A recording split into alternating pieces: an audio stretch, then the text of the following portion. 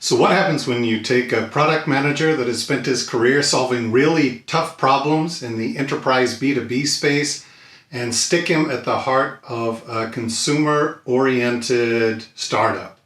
Hi, I'm Greg with Prickle Consulting, and this is my personal story starting last year. So, bit of background, I've spent my career in really big software companies, solving really complex problems, and now in my consultancy, my clientele is almost strictly global B2B companies. But last year I had an idea to teach people about wine by allowing them to do a blind wine tasting at home. I have some friends who are wine importers, and after a quick conversation on the deck one evening, we decided we would launch our startup, Labox.wine. And as I described, the concept is pretty simple. We send you a box that has everything you need to learn about a certain type of wine, like Tempranillo.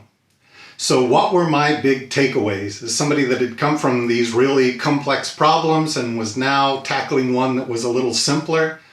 Well, first of all, what I really liked was the simplicity of the customer. In the enterprise, the customer is actually an aggregate of roles. There's a decision maker, an economic buyer, there are influencers. The sales cycle can take months or years. Here, I need to convince somebody relatively quickly that I have a great way for them to learn about wine and have fun with their friends. So I really enjoyed that. The next thing that I learned is that there are a ton of really inexpensive platforms out there that can get you started. If you have an online consumer-oriented startup, you can get a website on the air for almost nothing. You can get credit card payments set up really quickly and easily for very little money. There are all kinds of these platforms that you can avail yourself of, and getting started is really inexpensive. Next thing I learned is that now I have to be super careful about not designing for myself. In the enterprise space, I'm not an air traffic controller. I'm not somebody who tests automobile emissions, but I am somebody who wants to learn about wine. So I saw that in the conversations with the other founders, that sometimes we were advocating for something that was our personal preference, but wasn't based on data, probably didn't reflect what the broader market wanted, and that is a trap. So I found that really interesting.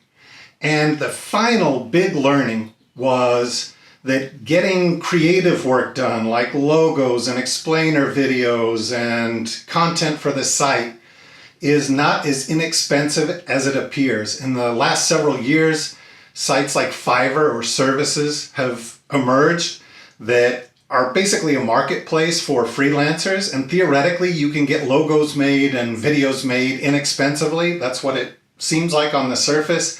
I have to admit, I had a really poor experience. I had trouble finding people who could understand the concept, and I don't think it's a particularly complex concept. And then, of course, the price that they quote to do certain things is never the price to get actual work done. So there I had a bad experience, and I found that just spending the money on people that are a little closer to home, who speak the same native language as I do, was really a better kind of economic deal. So now we're about to launch big time. We had a mini launch in December. We learned some stuff. Our lives have intervened in the following months. So soon we will have a big launch. Stay tuned. I'm excited about it. And if you have spent your career working with complex problems in the B2B space, I can tell you it's very interesting to get involved in a consumer-oriented business. I will see you next time. Please like and share if you enjoyed this vlog.